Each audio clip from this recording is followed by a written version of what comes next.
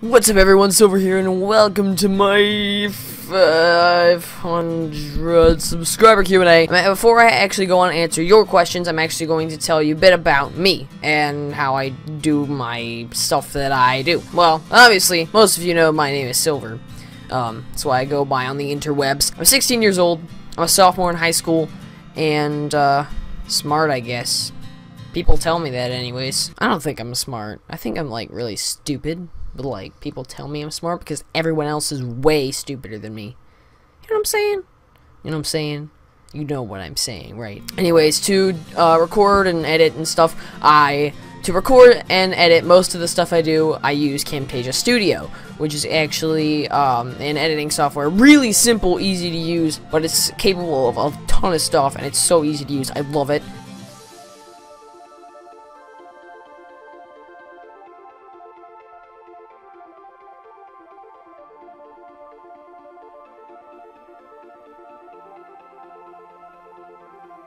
So it usually only records like a box on the screen.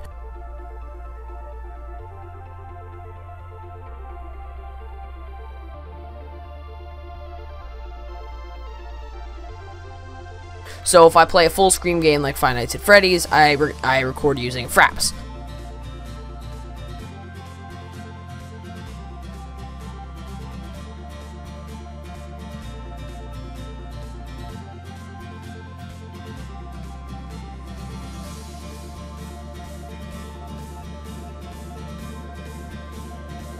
So the file sizes are huge though for Fraps, so before I actually put them into Camtasia Studio, I actually compress the video while keeping it at the same quality by using a program called Handbrake, which is just I put the video in and I edit it.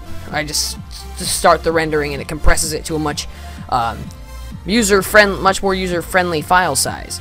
I love using that stuff too, so yeah. Also, sometimes when I do Fraps, since it doesn't actually separate the system audio and the commentary, I use Audacity to separate that. To actually make my thumbnails, I use Google Slides, believe it or not. And in addition to that, most of my photo editing work is done in Google Slides as well.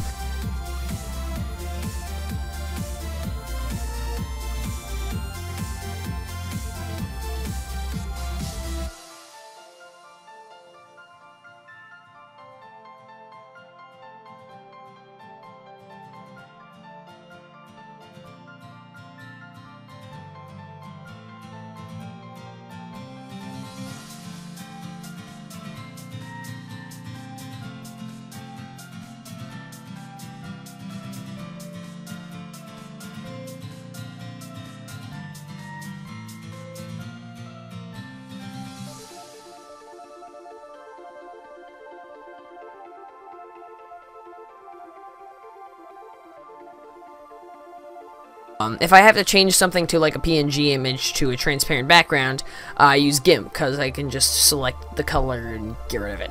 So, and then I just export it as PNG. Good. So now, I'm going to go on and answer your questions. So, I need to find the questions you asked me. Hold on. I don't know how to hear people's names. Nintendobox Gamer asks, what is your favorite Pokemon game / generation? It's a really good question right off the bat. Anyways, my favorite Pokemon game, X and Y is up there because it was like completely revolutionary. It was crazy good. I loved it. I loved it. The Friend Safari, or like pretty much both the 6th generation games like X and Y and Oros are pretty up there, but mostly because of the way expanded features and the updated graphics. They're awesome on the 3DS, and there's so much stuff you can do. But in general, as a plain Pokemon game, like no post-game stuff, my favorite generation is probably 4. I just love Team Galactic. I love the whole Sinnoh region and how it expanded on the environments and stuff. Like, you can go through like so many different things. There was all different types of environments. The gym leaders were awesome and memorable for me. So the game in that section is Platinum, obviously. Platinum is probably my favorite game, Pokemon game, easily. Yeah, it's the Distortion World mainly is what made that my favorite game. Plus, you can you can catch so much more Pokemon in that one. Like, you can even post-game Dialga and Palkia and stuff like that. So, definitely Platinum and Gen 4 were my favorites in that category. Because, well, mostly because no other region has, like, snow and ice environments, and Snow Point City was awesome. So, yeah, plus I love Candace. She's not only adorable, but she's awesome as a gym leader. She's an awesome gym leader, so she's very cute, too. I will put that in. What are you gonna do? Well, that should be... I don't need to talk about that. God, I have no idea to pronounce this person's name. I have no idea. Did I finish that sentence? I didn't. I have no idea how to pronounce this person's name. City Modiesla. I'm sorry if I pronounced your name wrong. I actually favored a couple tweets on Twitter, actually. What's your favorite Sonic game? Unleashed, hands down. Loved Unleashed with a freaking passion. Not the crap PS2 version. Well, PS2 wasn't entirely crap. The first version of Unleashed I ever played was on the Wii, and the PS2 and Wii versions were pretty much like the same game, except the Wii had motion controls, and yeah. So, Unleashed, I loved it because it's by far the fastest Sonic game in the franchise right now. It's literally so fast. At least the day stages. I like the... I don't think I ever mentioned this, but I like the 360 and PS3 versions way better than I like the PS2 and Wii version. I'm saying they're bad because they're pretty much the same game, but the 360 version had the hub world, and the hub world was awesome. And the night stages, I know a lot of people hate on them, but I love them because I love beat 'em up games. And this added like one of my favorite gameplay styles to another one of my favorite gameplay styles in the same game, and the combos were freaking amazing. I always felt so good when I unlocked a new combo. I just like smacked. Yeah, I love the night stages. They're pretty long, but I can deal. The only stage I kind of hated was Eggman Land, and I think there was an over excessive amount of night bosses. There could have been a lot more cool day bosses than there were, because it was pretty much like the same one over and over again. But whatever. The night bosses were all pretty cool. So, and I have, the only problem I had pretty much, and it's not even a major complaint, it's just I hate when the final boss is like quick time events. Like, I want to do it myself. I don't want to press buttons, like one button, and it happens. I understand because like, the final boss was pretty difficult in Sonic Unleashed. But, mostly because Super Sonic was, like, super trippy, and he couldn't control well at all. If he had more tight controls, it would be way better, but he doesn't. So, but still, Unleashed is my favorite game, because Sonic is fast, like he's supposed to be, and the night stages are awesome. So I love beat-em-ups. You asked one more question. What was it? I need to log back onto my phone. What's your next walkthrough going to be after The Legend of Zelda Ocarina of Time and Pac-Man World 2? Keep up the good work on your channel. Thank you. I appreciate that. I try to, you know, bring out high quality content for everyone. My next series is, as you know, as some of you may know, I posted a video a while back explaining the rules of the White Wedlock Challenge, which is a variation of the Nuzlocke Challenge. So, most of you already know. My next series is going to be the White Wedlock, which I have been working on, so you can expect that to be released at the time of it should be released. Pac-Man World 2 I like to produce as a weekly thing, so every Saturday I produce a new episode of that, as you've kind of probably have already seen. So the next weekly series, like Pac-Man World 2 after this, I think is going to be The Legend of Korra. So expect that series coming pretty soon. Since you already know my next series, anyways, if you've been paying attention, I'll go ahead and give you a little hint on the series following that. If you have been watching my, looking at my Twitter occasionally, you know, it takes place in the space environment. There's space, and there's a mustache. That's all I'm gonna say. Okay, next question. Panic at the Pika. Why is the exclamation mark? Whatever. I'm not here to judge your names, only answer your questions. Favorite Amore shipping moment. Oh, that's tough. Oh, that's tough. That's a tough one. My favorite Amore shipping moment was probably, I have a lot of them. Episode 79, like, as a whole, was awesome. Like, episode where Miette came back and stuff happened. That was awesome, because it brought back, Serena's crush after like having so many, like a pretty long break without a major hint involved at all. So it was awesome. I love 79. Another one I liked was 82. I loved that one a lot as well. It was very, I already said this, but very cool. Not meaning that as a pun, but what it still is a pun. I have to flip my hair because that's how I roll. Oh, the Cave of Mirrors. That was a good one. I'm looking at all this stuff. I'm like, yeah, Cave of Mirrors. That was a good, more shipping one. The Day 3 Blockbusters is a good one because, you know, they both fall down the cliff together. That's a good one. The picture one is good. I think that's the one I was thinking about. But either way, you get the guy. I love a lot of them. I love all of the worst, at least the major ones. You know, if you can tell, like without even having to go on Bulbapedia over here. Those are the ones I like because you can see like Serena blushing. Another one I liked was when, especially in the English dub, actually. For only time I'll ever say that. In the English dub, when Serena changes her design, she says, "I think it looks cute," and Ash says, "Yeah, I think so too." Mind equals blown. So I like the blushes there too. That was fantastic. Weird question, but Ethan Feldkamp asks, Silver, who's your favorite Vocaloid, Hatsune Miku or Ren and Lin? It's an odd question that I actually happen to know the answer to. For me, it's Hatsune Miku. I've had a weird sort of obsession with her lately. What's that song? There's one song in particular that I like a lot. I've actually been listening to it for a while, ever since Lindsey Sterling made a cover of it a while back. Senbon Zakura, I believe it's called. Odd question that I happen to know the answer to. Works, I guess. TT Jackie Chan asks, who's your favorite Pokemon? Well, my favorite Pokemon has to be... Oh, it's probably a tie. I know it's kind of cliche, but I really like Pikachu. He's awesome. I cannot never get enough of Pikachu. He's awesome. I love Eevee too, so it's kind of like a tie between like Pikachu, Eevee, maybe a couple others like freaking Greninja's awesome. His tongue kind of scares me away though. His giant tongue that he for some reason uses as a scarf. But if Ash gets one, I won't complain. I love Darkrai. Darkrai's really cool. He's a legendary, but he's freaking awesome. He's like freaking badass. Puts people to sleep all the time. I wish you could do that to me. I need a personal Darkrai to put me to sleep.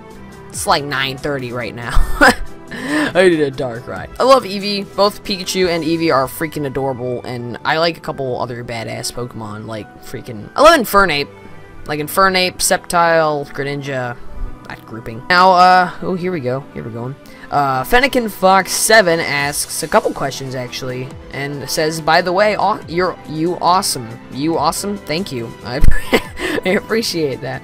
Keep making great content. Weird duck face thing. Thank you actually for that." First question is, do you collect Amiibo? Unfortunately, that is a no because I don't have a Wii U, and while Amiibos are awesome collectibles, the real use I find for them are with the Wii U, and since I don't unfortunately have a Wii U, which kinda sucks, I'm not really seeing the point in collecting them as much as I did. I mean, like, they're awesome collectibles, but right now, I don't have the money to spend on collectibles, because I just bought this $700 computer.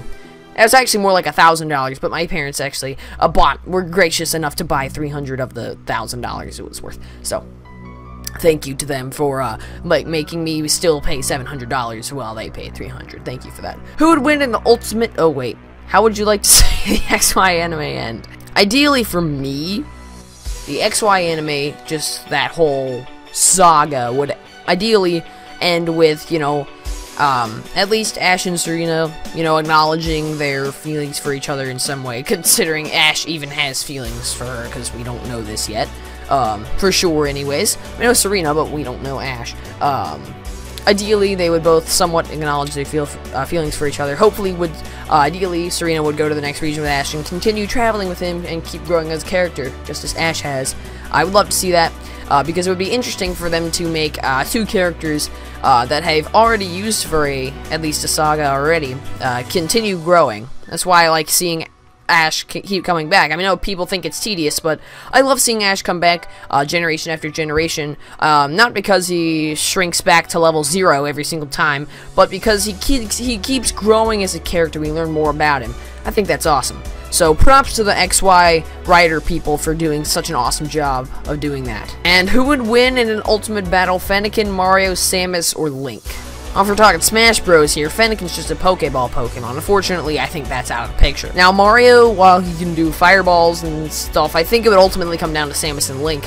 I actually had a Smash Bros match like that in the time I played Smash Bros for the Nintendo 64, ironically enough. So probably come down to Samus or Link. I like Link more than Samus personally. I mean, Samus is pretty hot, but I don't know. It just depends, like, you know, it depends on like which of the 12 Links we're talking about here. I don't like this Zelda timeline. Get it out. Goggle Master asks, Silver, have you ever thought of collaborating with other YouTubers? Yes, actually. I'm actually talking with a friend about that right now on Twitter. It's a direct message, so you don't see it, but I'm actually talking with one of my newer friends on Twitter, interwebs friends on Twitter about that right now. You can also see some publicity on it. It's actually happened a couple times publicly, but you would have to dig deep to find that. So yes, I am thinking about collaborating with other YouTubers. I think it's going to be awesome when I get to that, but since school just started up for me, it's going to be a lot more difficult to schedule that kind of stuff. So that's kind of unfortunate. Here we go. Mary Gianni asks, are you going to do more theory videos? Yes, actually. I'm actually in the making of one of them now. I haven't actually recorded it yet or written the script, but I have the idea for it. I actually posted on Twitter a while back. Like, I can't seem to think of the script. I have, like, writer's block or something. I haven't actually even written the script yet. It kind of sucks, but I have the idea, and it is going to be coming out probably as my next video, unless something major happens that I need to discuss, like, immediately. So that answer is yes, expect them soon, with the Anime Theory end card logo and everything. By the way, you're welcome, Matt Pet. Joseph Ippolito, I don't know how you're saying it. I'm sorry, but he asked, what's the first main series Pokemon game you played? For me, that was actually Pokemon Ruby. So, I know it kind of got me a little out of the spirit because I started it with the 3rd gen, but directly after that, I never actually finished it because I kind of got stuck. I think I played it when I was like 5 or 6, so I was super young.